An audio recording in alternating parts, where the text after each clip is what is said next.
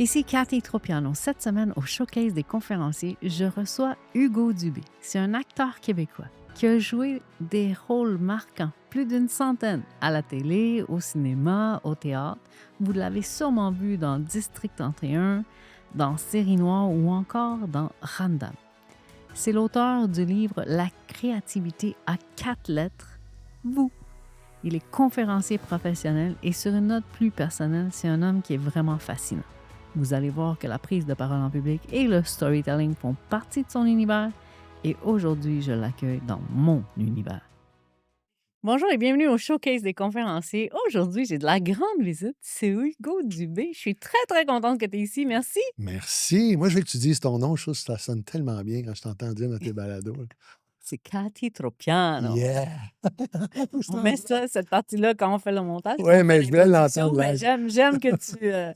En fait, c'est bien parce que Oui. pendant longtemps, ici, on dit Cathy Tropiano. Tropiano. Puis moi, je Nadia. fais la correction de Cathy Tropiano. Tropiano. Je mets l'accent sur le i. L'accent, là, c'est grave.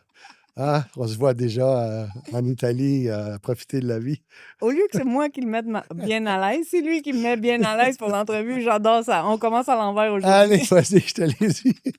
Écoute, j'aime recevoir mes invités en faisant un voyage dans le temps. Allez. Et je t'amène quand tu avais 10 ans. Oh! Hugo à Oui. 10 ans. Est-ce qu'il y a beaucoup d'amis? Il est comment? Hugo à 10 ans, oui, il y a beaucoup d'amis. Hugo à 10 ans, tu sais que moi, je suis probablement un des humains qui a été le plus aimé au monde. Wow! Et oui, j'ai eu dans les 10 meilleurs parents au monde avec des défauts, des qualités. Ils ont reçu le manuel d'instruction à la dernière minute. Ils essayaient de comprendre l'objet Hugo. Et déjà à 10 ans, Hugo est en 5e année. Ça fait déjà plusieurs écoles dans la même ville. Mes parents me changeaient d'école parce qu'ils voulaient tester les mathématiques, le français. Ils n'ont pas fait ça avec mes frères. Et on a changé de ville. Mon père était médecin. Et là, je suis à 10 ans, je suis un jeune bourgeois du nord de la ville de Sherbrooke. OK. Et je me retrouve dans l'école la plus pauvre dans l'est de la ville de Sherbrooke. Ah. Ma femme, qui est une aborigène de Sherbrooke, elle me dit, tu t'es retrouvé dans cette école-là. Donc, Hugo a des amis, mais en même temps, il est dans un univers depuis 3 ans. Ça fait 3 ans que je suis dans cette école-là, OK. qui avait supposément une méthode d'enseignement unique. Et je me suis retrouvé là. Ça fait que je devais composer, je dirais, avec le fait d'être un fils de médecin et de me retrouver avec des gens qui étaient souvent dans une pauvreté extrême. Et ça m'a fait prendre conscience que j'étais très chanceux comme gamin, de l'amour que j'avais, de cette chance de me retrouver dans cette maison-là. Et ça fait en sorte que je me rappelle, je ne veux pas nommer son nom, mais il y avait un jeune homme qui, j'ai réalisé très tôt qu'à chaque fin de mois, il ne mangeait plus. Et j'avais dit à ma mère, sais-tu, j'ai faim, j'ai le goût de bouffer, là, fait que fais-moi de double lunch. Fait que je faisais toujours, on demandait toujours à elle, elle disait, on disait, ah oui, on a de l'activité physique. Et je faisais toujours, quand j'arrivais à l'école, je voulais jamais que cet enfant-là sente que je lui donnais de la bouffe. Je disais toujours, ma mère m'en fait trop, je sais pas pourquoi, là. Fait que veux-tu manger mon lunch? Puis il disait, ah oui, puis je voulais pas, parce que je me rendais compte que c'était une réalité de la vie. Et oui, Hugo était bien à 10 ans. Mais tellement jeune, puis déjà très Oui. conscient de gratitude, conscient de redonner.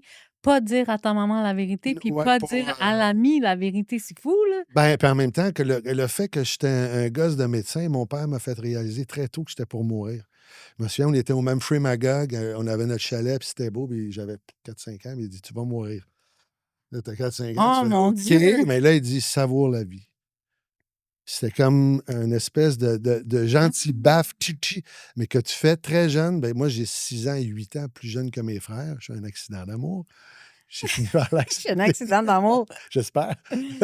Mais fait que, oui, et le fait que je me retrouve, déjà, mon père était dans les Chevaliers de Colomb et on s'occupait de familles plus défavorisées, puis il nous amenait avec lui. Il voulait qu'on réalise à quel point on était bénis des dieux. Mais quel Alors, grand très tôt, apprentissage, là.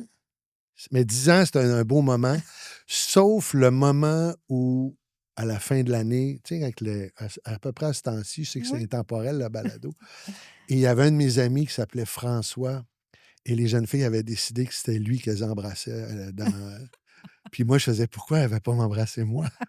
Et j'avais vécu un feeling de jalousie. Je me Ah! disais, My God, pourquoi lui? Pourquoi moi? Tu sais, quand tu as 10 ans, tu es en train de. De Puis c'était un beau développer, moment je le revois ce moment-là où lui était, ah oui, embrassez-moi! embrassez-moi. Là, j'étais là, wow! Fait que, Qu'est-ce que lui a que moi j'ai pas? ouais, ouais, je lui avais tout. Fait que ce moment-là, 10 OK. ans, là, c'est une belle période. Oui, j'ai des amis, je change beaucoup d'école. J'ai un peu le feeling comme un fils d'ambassadeur, que tu te fais des amis, mais en même temps, tu apprends que la tâche émotive est différente. Ce qui me Fait que sert pas beaucoup peur du comme changement, ouais, tu t'adaptes rapidement. qui fait que tu oublies d'étudier souvent parce que tu es souvent en état d'adaptabilité, tu sais, de comprendre qui tu Oui? es, c'est quoi ta place, où sont les dangers. Il y en avait un qui voulait me péter la gueule à peu près tous les 2 semaines parce qu'il disait, Oh! t'es un bourgeois, retourne chez vous, puis il va te casser la gueule. Ben, j'étais, attends un peu, on va négocier. On Comment? va négocier. C'était, mais c'était une belle période, 10 ans. Puis toi, tu réagissais comment quand les professeurs disaient: «On va avoir un exposé oral demain, la semaine Très bien. prochaine»? Ah oui, Moi, toi, j'étais, t'étais j'étais, écoute, en première année, on m'avait demandé d'expliquer la sécurité routière à toute l'école. puis comment toi, tu connaissais la Il sécurité m'avait routière? coaché, il m'avait donné une espèce de pancarte, un autobus qu'il fallait traverser la rue à telle place. Et j'expliquais aux gens, puis c'était les 6e années et tout, là. C'était ma force. OK, fait Un que exposé oral, pour moi, je faisais yes. les adultes avaient compris que ça, c'était ta zone de génie, fait qu'on Ouais, va le mettre ouais, le plus souvent possible. puis je savais même pas que je voulais être acteur, rien de ça, là.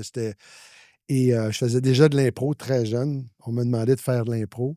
Et j'ai un de mes bons chums qui était une À quel âge tu rockstar. commences l'impro? À 3, 4e année dans la classe. On a dit OK, je me souviens, je ne sais pas ce qu'elle devient. Ça, elle est là, Mylène. Je te salue. Je ne t'ai jamais revu depuis ce temps-là. Mylène et Hugo, vous allez improviser, puis ils nous donnaient des sujets. Puis on improvisait dans la classe.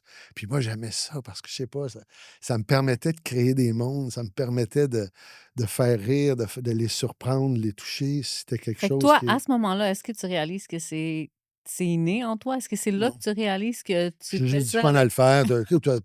Tu as 10 ans. Moi, j'étais pas. Je jouais au soccer. J'avais du fun avec mes amis. On se construisait des cabanes dans le bois.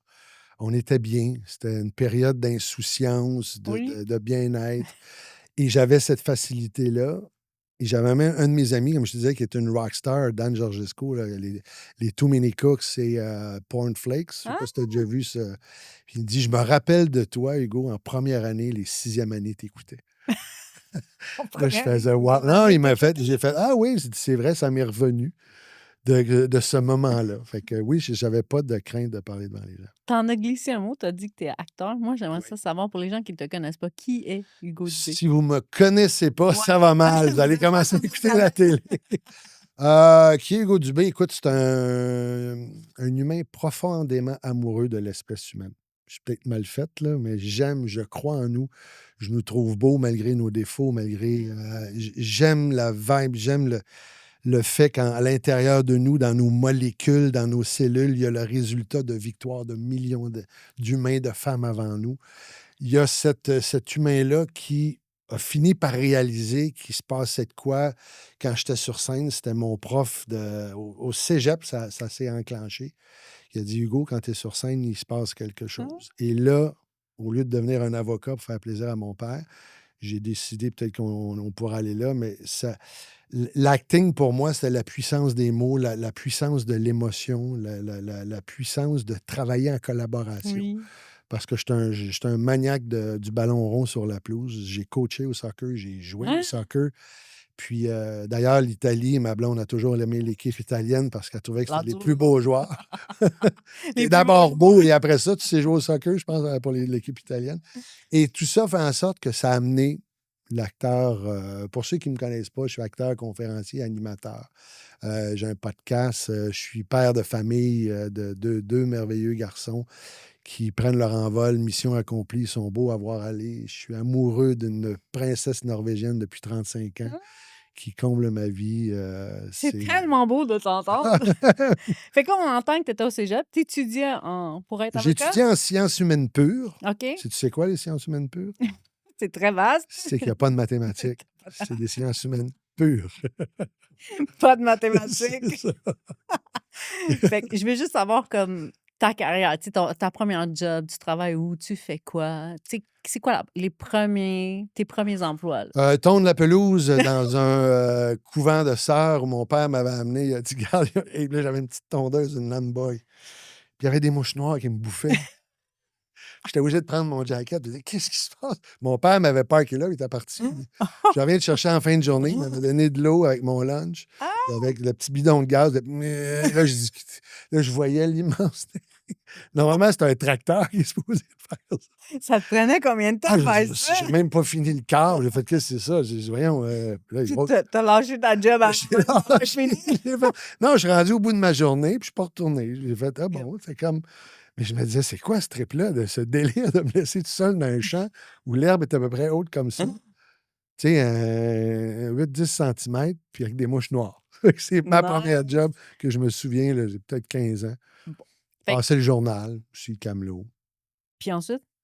Ensuite, j'ai travaillé, après ça, j'ai travaillé dans le public. J'ai travaillé à l'hôpital un moment donné. OK, fait que là, t'as quel âge? 20 cucs? À 18 ans, je suis à l'hôpital. Je suis technicien en machine fixe. Mais là, c'est ton papa qui t'a fait rentrer. Là, Ouais, t'as pas eu la ouais, job, ça, c'est une blague. Non, non, puis c'était payant. blague. Technicien en machine fixe, c'est laveur de vaisselle. C'était le titre que j'avais. Arrête de dire Technicien en machine fixe. Puis c'est laveur de vaisselle. I love it. Puis, et là, j'étais payé 10,80 de l'heure, mais là, tu es en 83. C'est une bonne paye, hein? Tabarouette. Excuse-moi, là, j'ai crissé ça, là. Ah, J'aimais pas le feeling, j'aimais pas l'ambiance, j'aimais pas que tu étais en train de pas rusher. le puis- palmolive? Non, j'aimais pas le fait d'avoir. Tu rushes, t'es en plein dans le feu de l'action, on va prendre Ouais. ton break. Et je disais, non, mais non, attends un peu, laisse-moi finir, va prendre ton break. Là, je faisais, non, mais tu me turn off bien raide, là, laisse-moi finir mes 8 assiettes. Non. Je suis parti travailler au Pascal. Je ne sais pas si tu as connu le Pascal, Non. tu es tout jeune, toi. C'était une espèce de Canadian, le compétiteur à Canadian Tire OK. à 5,45 J'avais coupé mon salaire en deux. Mais là, je parlais avec des gens. Ah, voilà. J'étais dans le public. Je travaillais dans différents appartements que je connaissais rien. Je me retrouvais en cuisine, je me retrouvais en électricité. Fait que là, dans ton parcours de vie, d'habitude, je dis comment la conférence arrive, mais là, je veux savoir comment acting arrive. Qu'est-ce qui arrive avant la conférence? Le acting? L'acting, OK, fait que oui. pendant que tu à la quincaillerie, là, Ouais. raconte-moi de la quincaillerie à je deviens acteur. Je sais pas, j'ai jamais, tu sais, les gens disent, ah, je voulais être un acteur depuis que je suis tout petit. J'avais les prédispositions. OK. L'improvisation arrive dans les années 80 et c'est un phénomène. Puis moi, je fais de l'impro. Et là, ça, je dis, tabarouette, le monde, ça marche. On remplit les salles. Je deviens la petite star au cégep parmi les petites stars qu'il y a là. Fait que là, tranquillement, pas vite, il y a un festival au séminaire de Sherbrooke collégial où j'embarque sur les planches. Puis c'est là que mon professeur de français, Raymond Landry, me dit, Hugo, quand tu es sur scène, il y a un déclic. Et là, je commence à OK, il se passe de quoi? Puis là, tout d'un coup, je commence à m'intéresser davantage à ce métier-là parce que je connais rien. J'ai un frère qui est avocat, j'ai un frère qui est notaire, père médecin. C'est pas du tout chez nous. Ma mère, quoi qu'elle avait été approchée étant jeune par les Compagnons de Saint-Laurent, qui était une des plus grandes troupes de théâtre au Québec dans Oh! les années 40, Wow. 50. Puis sa mère avait dit, si tu fais ça, je te renie. C'était comme mal vu, là, être comédien, acteur à cette époque-là. Et je suis sur scène, boum, là, je fais, j'aime, comme je t'ai dit, j'aime l'énergie. Et là, mon père pense que je veux devenir avocat. On est en train de souper. Puis il me dit, finalement, qu'est-ce que tu fais dans la vie? Là? Je dis, ben moi, j'aimerais ça être acteur. Il s'est étouffé dans sa soupe. Il fait, what? Là, il dit, OK, demain matin, on s'en va, pas demain, mais demain soir, on s'en va manger au Nanking, toi et moi. Et le Nanking à Sherbrooke, c'était the restaurant. OK. C'était le restaurant chinois, pas le buffet. Là. C'était le vrai, là? Le vrai. Et là, tu dis, OK, je me retrouve en tête à tête avec le bonhomme. Avec le papa? Avec le papa. Puis là, il fait, qu'est-ce qui se passe, mon fils? Est-ce que tu prends de la drogue? Fait Là, que je lui, fais, t'as pas là, trop d'accord c'est- avec ton... Là, il a comme, non, il n'a pas touché. Au moins, mes parents ont eu le génie de ne pas toucher à mon rêve. Ce qui est difficile avec les kids. Moi, c'est la même affaire avec mes gars. Je ne veux pas toucher à leur rêve. Tu veux intervenir parce que ça craint si tu peux. Ah oui, Est-ce que c'est tu sûr. peux gagner ta vie?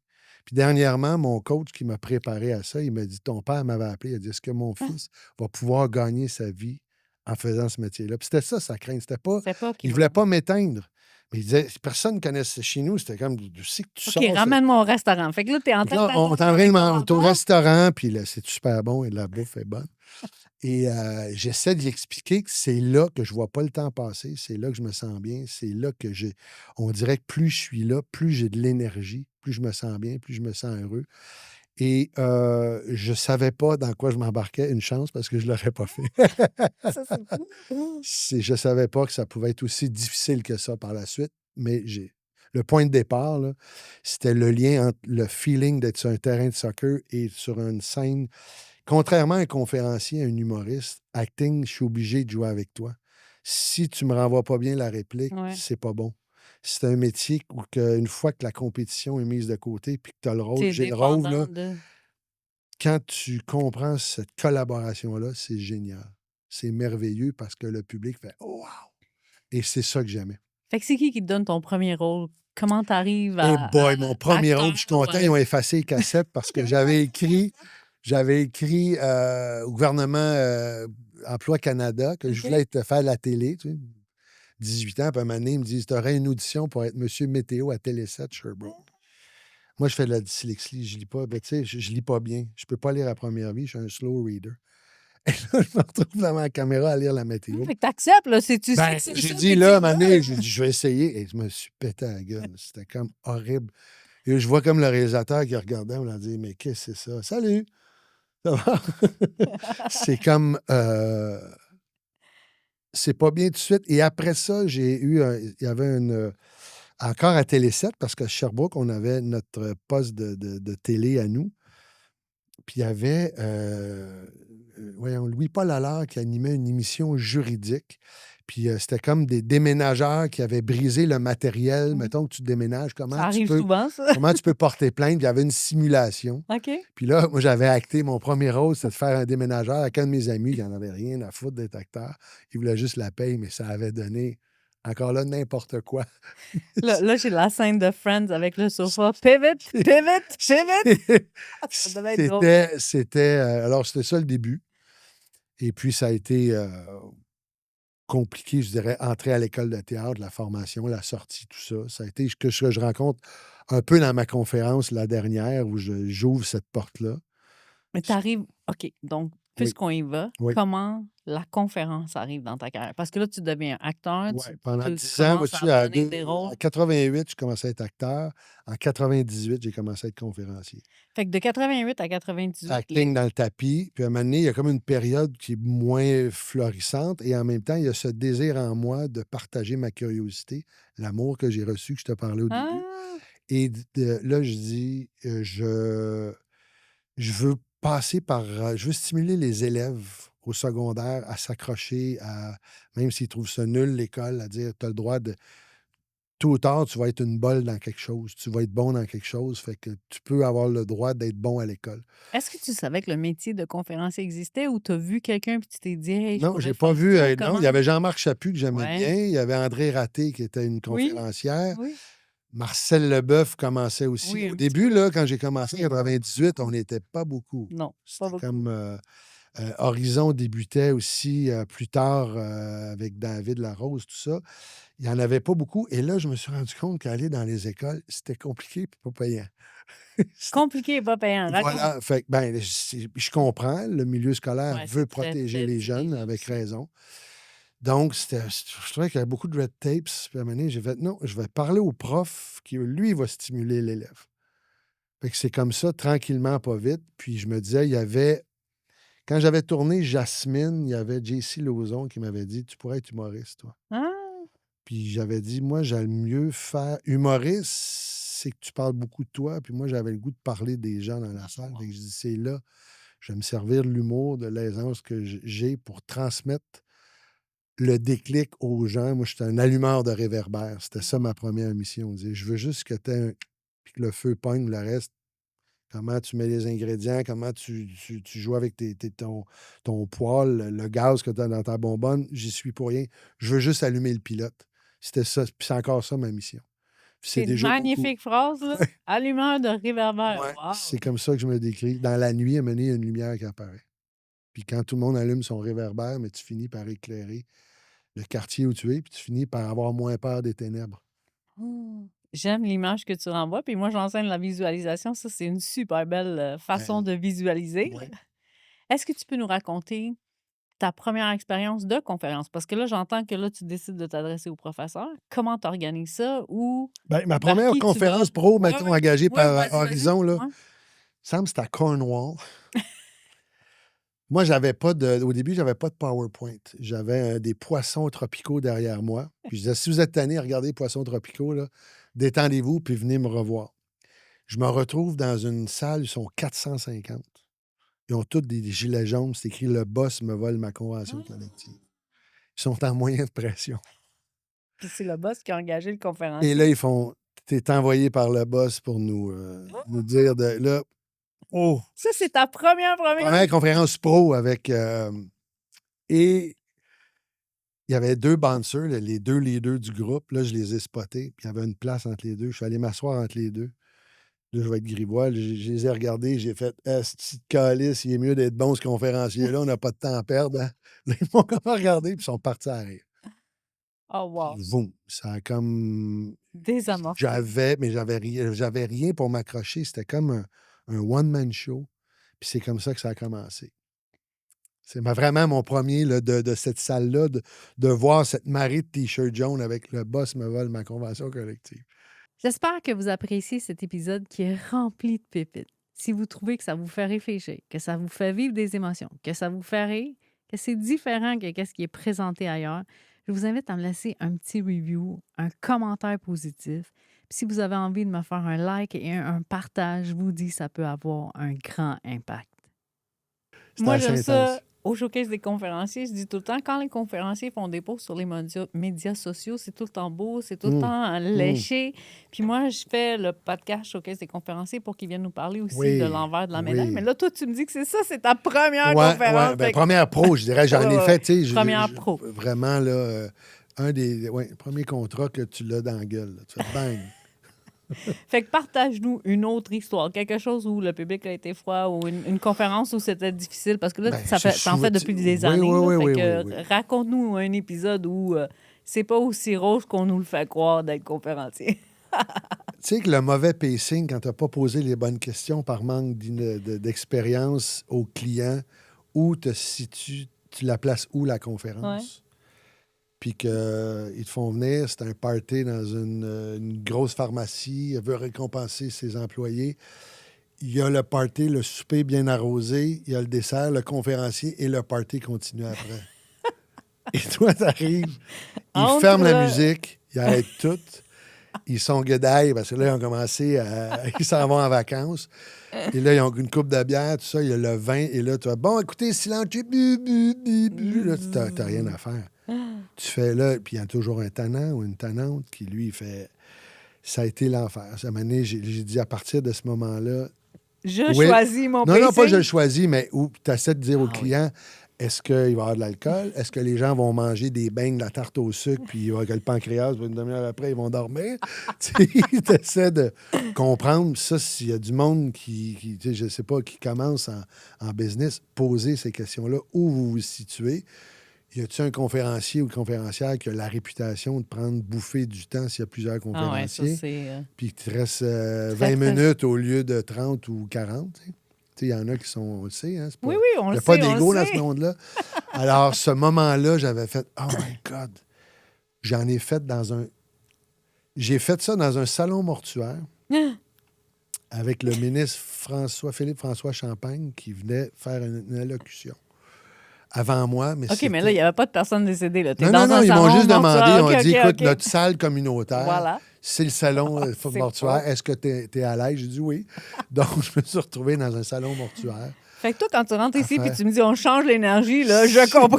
Voilà. Fait que j'ai fait, hey, c'est OK, on y va. Dernièrement, pour performance, je l'ai fait au Dooley sur une table sur le bar. Je l'ai fait. Ça fait partie de l'entraînement. Mais pour vrai, on J'aime. entend que tu t'adaptes facilement. Oui, il Là, faut. tu sais, puis t'as Oui. l'improvisation, Oui. tu dois te retourner sur un dessin puis tu dois pas... Sur faire- un bateau, à un moment donné, c'est un bateau pour Raymax, gros boat. À Montréal, là, c'est quoi l'espèce de gros bateau de croisière? Tu sais, tu quand même, d'un coup, tout bouge. Là, le décor, là, tu fais, hey my God, là, Faut pas que tu aies le ton mal de environnement. mer. Ben oui, ton environnement change. Oui, il faut s'adapter. Oui, ça, c'est sûr. C'est une des qualités d'un conférencier, c'est être capable de virer vite, Bon, t'adapter. au Oui. showcase des conférenciers, on parle des conférences, mais on parle aussi de storytelling. Est-ce qu'il y a une histoire qui t'a marqué de quand tu étais jeune puis que tu traînes encore aujourd'hui? Ça peut être quelque chose de tes parents, de tes grands-parents. Ça peut être quelque chose que toi, tu as vécu. Ah, écoute, c'est drôle, tu aimes de dire ça. Puis j'ai une histoire qui est Foucault. Si tu voulais savoir si quelqu'un venait de Sherbrooke, tu lui demandais est-ce que tu connais Foucault. C'est quoi, Foucault? Si la personne disait je connais pas Foucault, tu disais OK, t'es pas de. C'était le code pour savoir si tu étais de la ville. Foucault, c'était l'itinérant un peu fou qui construisait des maisons en ciment, il bâtissait des maisons à papier, il collectionnait les bouteilles de coke, il disait, il construisait des maisons en papier, il construisait des maisons en papier, il se promenait partout et tout le monde accueillait cette espèce d'itinérant. Et il était habillé avec son grand trench noir, avec son espèce de casquette Foucault.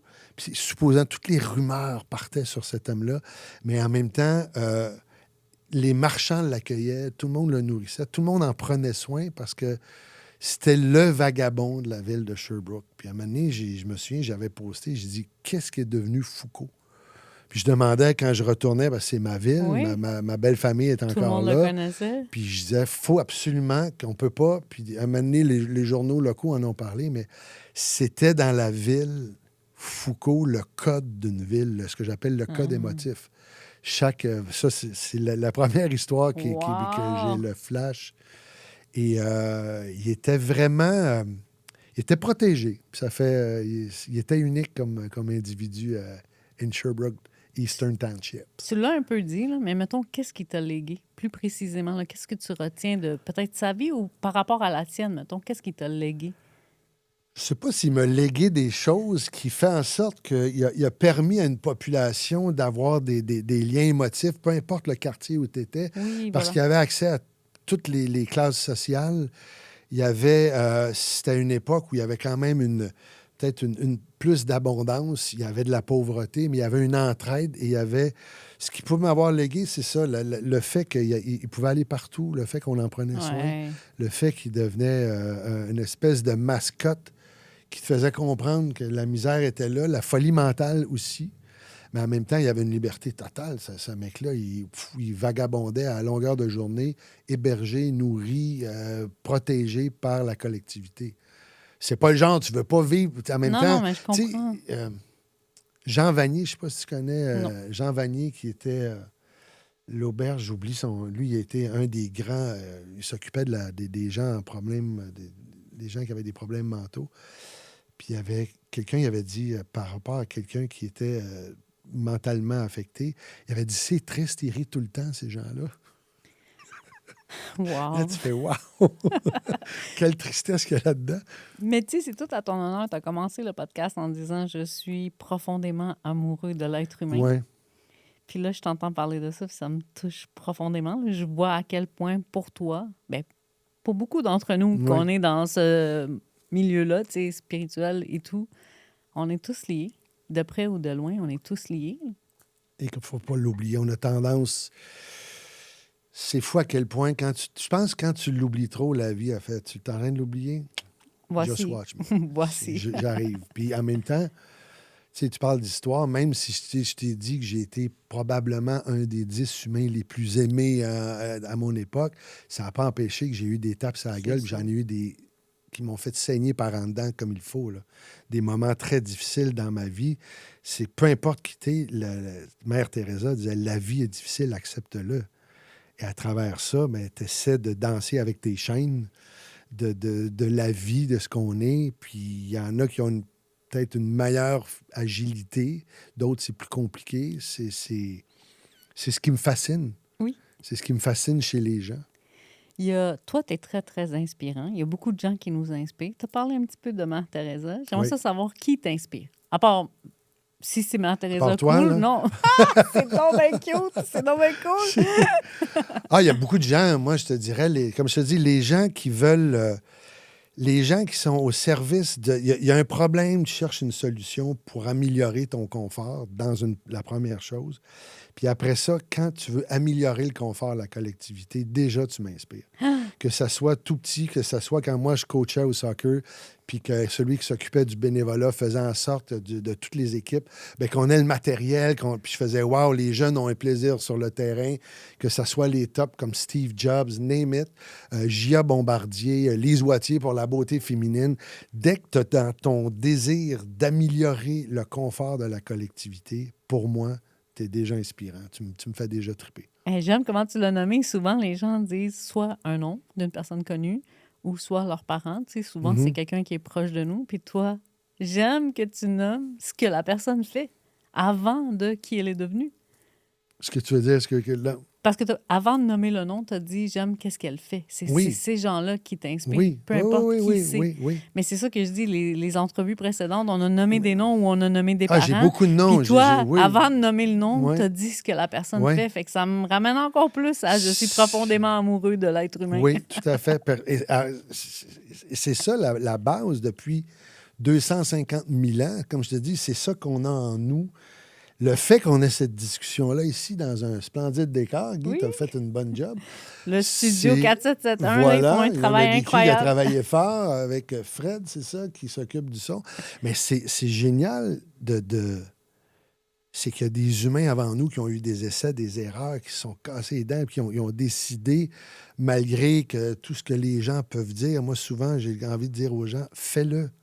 Parce que tu le fasses ou pas, tu vas être critiqué. Fait que fais-le. Oui, peu importe ce que tu fais, tu vas être critiqué. Vas-y, tu vas être critiqué. Tu as goûté jamais, ça m'est jamais arrivé. Personne ne m'a jamais critiqué pour aucune raison. C'est sûr, tu sais. Puis vouloir plaire à tout le monde, c'est plaire à personne. Bien, en fait, moi, je pense que pendant des années, j'ai été people pleaser, puis je me suis perdue complètement là-dedans. Je me reconnaissais plus. Ça, ouais. Fait qu'à vouloir plaire aux autres, on se perd complètement. Et en même temps, ça ne veut pas dire... Dernièrement, j'ai écouté Louis-Jean à sa conférence, puis il disait il a passé sa vie à chercher à ne pas déplaire au lieu de plaire. Ah. J'ai fait « Wow! » Beaucoup de gens ne veulent pas déplaire. C'est vrai. Ça amène une autre dynamique dans ta vie que de dire je veux plaire. Et c'est ça. Moi, c'est ces humains-là qui me rappellent à quel point, oui, on est capable d'utiliser le meilleur comme le pire. Est-ce qu'il n'y a rien qui arrive pour rien? Mais il y a des gens que je fais, ça ne m'intéresse pas de te fréquenter parce que je trouve que tu n'amènes pas le confort à l'humanité. Wow! C'est très bien dit. Ici, on s'adresse à des aspirants conférenciers. Oui. Qu'est-ce qu'on leur donne comme conseil? Quelqu'un qui veut faire ce métier-là, quelqu'un qui veut entrer dans le domaine des conférences, qu'est-ce qu'on leur dit? Qu'est-ce que tu as envie de dire? Pourquoi tu as envie de le dire? Comment tu veux le dire? Qu'est-ce que ça va amener? Est-ce que c'est quelque chose où c'est moi, je, moi, je? Il y en a des tonnes et je peux t'assurer qu'il y a des gens qui ont une histoire plus débile que la tienne encore à raconter, qui va te faire verser les larmes de ton corps, qui va avoir un niveau dramatique que tu fais t'en shake. Je veux dire, des œufs, tout le monde peut vendre des œufs, c'est de la façon dont tu les vends, de la façon dont tu fais ta recette, de la façon dont ça va être goûteux. C'est pourquoi tu as envie de faire ce métier-là. Quel service tu as envie de rendre aux gens qui vont t'écouter? One for the money, two for the show. Faut pas que tu l'oublies. Tu veux gagner ta vie, parfait, mais à quel point... pour moi, c'est ça. C'est la base. C'est qu'est-ce que tu as envie de dire, comment tu veux le dire, le service que tu veux rendre. La raison. La raison, ton fameux « why », qui est le mot bien à la mode de ce temps-ci. Il y a toujours des buzzwords. Là. Des buzzwords. Ouais, donc, on s'adresse à des aspirants conférenciers. Si on s'adresse à des dirigeants d'entreprise, le showcase des conférenciers, c'est écouté par des dirigeants d'entreprise. Pourquoi on engage Hugo Dubé? Parce qu'il y a des trucs que tu peux pas dire à tes employés, puis moi, je peux le dire. Puis il est chummy avec les bodyguards. Il y a des choses que toi, tu aurais envie je dirais, les bousculer intelligemment, particulièrement avec ma nouvelle conférence qui est « Prends ta place. Prends ta place avant que l'autre le fasse. Tête haute et cœur vaillant. » Moi, je veux qu'on retrouve cette espèce d'énergie divine qu'on a tous et toutes à l'intérieur de nous, qui est l'enthousiasme. l'enthousiasme de dire le matin comment je peux me surprendre, comment je peux surprendre l'autre, comment je peux offrir un meilleur service, comment ça peut devenir plus goûteux, plus savoureux autour de moi. Mais toi, comme patron, ça, tu peux pas le dire. Moi, je peux le dire. Fait que tu me donnes des inputs, je le filtre à travers cette conférence-là, et à la fin, je te fais un mix d'un cocktail pour que ta gang vont pouvoir boire à chaque matin, puis il va se passer de quoi? Il va avoir une nouvelle énergie, une nouvelle possibilité, et cette nouvelle possibilité-là ne te met pas en danger, au contraire, parce qu'il y a des gens qui font « Ouais, viens, mais en même temps, je veux pas trop que ça brasse parce que, tu sais... » Dis-moi qu'est-ce que tu vas dire. C'est ça, tu as ton pouvoir économique, oui. Ça, je le respecte. Au contraire, moi, je veux travailler avec l'humain. Comme je te dis que je suis amoureux, oui. La personne qui m'engage, que ce soit public, privé, que ce soit ici au Canada ou en Europe, whatever, c'est ça en gros. Et là, actuellement, c'est vraiment le follow spot et de retrouver ce plaisir parce qu'on est dans une période un peu lourde. Oui. On ne se le cachera pas que... De quoi tu parles? Il faut retrouver une petite puff d'hélium là, oui. Pour retrouver cette légèreté-là. J'adore que tu as dit d'hélium. Oui, ben maintenant, c'est légal au Canada. Là. Va où tu veux pourvu que moi, tu pas la route. Moi, j'ai eu la chance, l'opportunité de l'entendre, cette conférence-là. Et, oui, toi, j'étais encore surprise. Oui, vas-y. Agréablement surprise. Là, j'ai vraiment aimé ce que tu nous as partagé, ce que tu nous as enseigné. Tu es quelqu'un de très, très dynamique. Tu bouges beaucoup sur la scène. Oui. Puis tu arrives avec one, two, three punch. Puis tu arrives avec de l'humour aussi. Fait que moi, je le recommande évidemment. Là, j'ai beaucoup aimé ta conférence. Puis ton PowerPoint. On peut-tu en parler de ton PowerPoint? Oui. Moi, j'en ai vu des PowerPoints. J'ai été... Oui, tu m'en as parlé. Oui, c'est comme ça. Ça m'a vraiment surpris. C'est toi qui le fais? C'est toi qui... Moi, j'ai appris les logiciels, j'ai appris Adobe Premiere, j'ai appris Photoshop, j'aime... Quand je m'achète une bagnole, je lis le manuel d'instruction. Parce que je me dis, il y a des ingénieurs, il y a des gens, il y a des designers, il y a du monde qui ont travaillé pour ça, puis je veux comprendre la subtilité de même ta Apple Watch, peu importe. Et le PowerPoint, pour moi, je me disais, j'ai cette idée-là. Puis il y a des gens qui disent, non, je dis, c'est cette idée-là, comment je peux faire en sorte que, comme les vitraux dans les églises, tu comprends l'histoire, même si tu ne sais pas lire du cœur. Alors, pour moi, c'est important que ça fasse bang, OK. Puis, je pense que les gens ne sortent pas leur cellulaire. Ils sont comme... Personne ne sort son cellulaire. Il faut les... make the show, comme disent les Français. Tu sais, moi, j'ai un espèce de feeling amour-haine avec le PowerPoint. Moi, je l'enseigne la prise de parole en public, le storytelling, puis j'ai amour-haine avec le PowerPoint, mais toi, t'es un qui l'a manipulé de façon très, très... Qu'est-ce que t'aimes pas? Pourquoi tu dis amour-haine? Parce que tu deviens tributaire de ça? Parce que souvent, les gens mettent une diapositive, puis ce qu'ils sont en train de dire, c'est pas qu'est-ce qui est écrit sur... Puis là, les gens lisent, sont distraits par le PowerPoint. Tu fais un PowerPoint...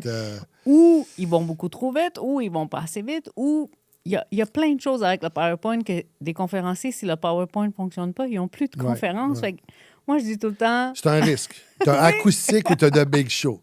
Oui, mais sûr, toi, tu as tous les talents, fait que tu en fais. Oui, mais j'avoue que si ça plante, parce que des fois, il reste 3 minutes, puis à un moment donné, Colin, ça ne fonctionne pas, mais je dis, je vais regarder mon ordinateur, je vais leur faire une conférence à Capella. Toi, si ton PowerPoint ne fonctionne pas, tu vas faire... Non, pas dans la merde, c'est parce que ça va enlever une partie de le show, je te dirais. En Moi, fait, ce que j'aime, ça. Je veux que les gens... je veux les faire vibrer, je veux les amener... Et là, j'ai ajouté, dernièrement, plus d'anecdotes de ma vie. Oui, ce que je faisais très moins important. Ouais. Ça, c'est la partie qui est très importante parce que l'enseignement, on y a accès, mais ton histoire, on n'y a pas accès. Ouais. On la veut. Oui.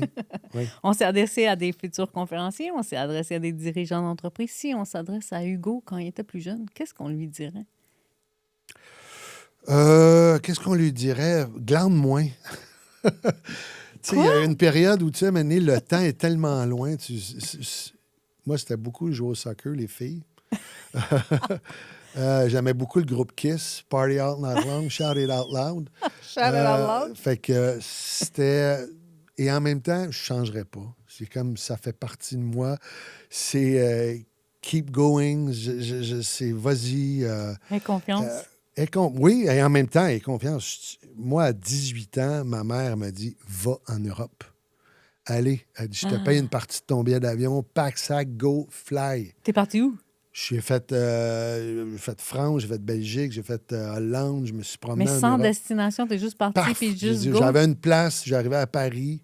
Puis là, tu n'avais pas les réseaux sociaux, tu Non, n'avais t'avais rien, pas là. J'avais le 18 ans, GPS, le rien. nothing, la grosse carte, là. Fait que ça a fait... Ma mère avait, elle aussi, à 17 ans, avait été en Europe.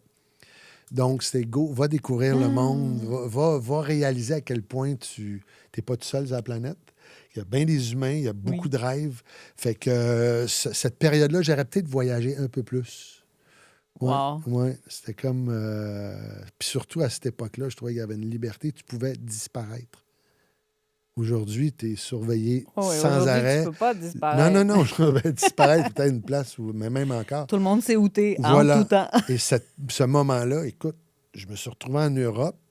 Ça a pris 2 semaines avant que j'appelle mes parents. J'ai Ils étaient écrit pas une carte inquiets? postale. Ben, oui et non, mais en même temps, ils ne me laissaient pas savoir. Là, quand je les avais appelés, « Ah, c'est Hugo! » You're alive! Oui. C'est vrai. Hey, aujourd'hui, moi, mon fils, quand il est allé il l'a fait à 18 ans, il est allé en Lui Italie. aussi? Ouais. Là, quasiment tous les semaines, c'était FaceTime. Je disais à ma femme, calme-toi. Ça se peut qu'il saute une journée ou 2. Bonne nouvelle, bonne nouvelle. Mais c'était une autre époque, c'était une autre manière de vivre le risque, tout ça. Ah, j'aime beaucoup Ouais. que tu nous emmènes là. En fait, moi, j'aime terminer le podcast quand l'invité nous partage quelque chose qui nous surprendrait. Tu nous as dit une couple de choses qui nous ont surpris. Oui. Quelque chose que les gens n'imaginent pas à propos de toi puis qui surprendrait. Je suis assez bon au boulingrin. Pas au boulingrin, au Bill Bucket. Oh, Bill Bucket! Explique-nous! Tu as déjà essayé le Bill Bucket? J'ai aucune idée, c'est quoi? Bill Bucket, tu sais, c'est que tu as un fil avec une tige, puis la boule.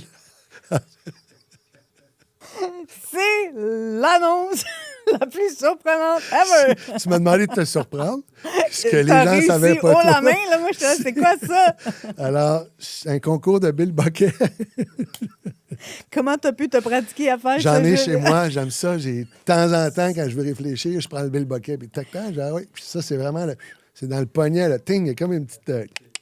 Je savais que te recevoir mon podcast, ça allait être incroyablement intéressant. Merci. Je veux dire que ça a largement dépassé mes attentes. Merci, c'est un réel merci bonheur. beaucoup. Je te souhaite une belle vie à ce podcast-là. Merci pour ta belle mission. Merci.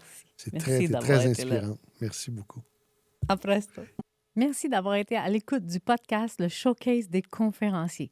Si vous sentez que vous aussi, vous avez un message à partager, si vous sentez que vous aussi, vous voulez impacter les gens, si ce n'est pas encore fait, je vous invite à vous abonner et à me suivre sur les réseaux sociaux, à m'envoyer un DM avec le mot « ovation » et vous allez voir que c'est votre accès le plus direct à une scène, votre accès le plus direct à une standing ovation.